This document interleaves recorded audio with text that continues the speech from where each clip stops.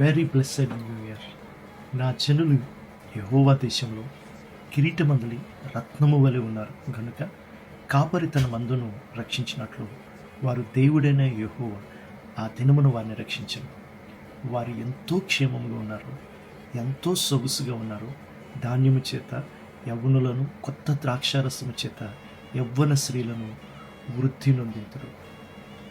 జెకర్యా గ్రంథంలో 9వ అధ్యాయం 16 నుంచి 17 వచనాలు మాట్లాడబడింది. దేవుడు తన యొక్క దేశంలో ఆ కిరీటంలో రత్నమును వలె దేవుడు అమర్చాడంట. దేవుని యొక్క భద్రత మునిపెన్నడూ లేని రీతిలో ఈ సంవత్సరాన్ని మనం చూస్తాం.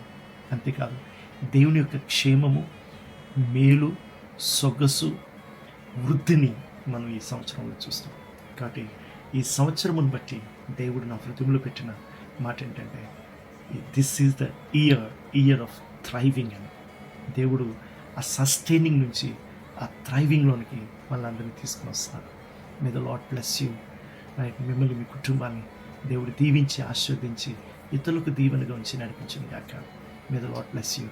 Right, blessed new year.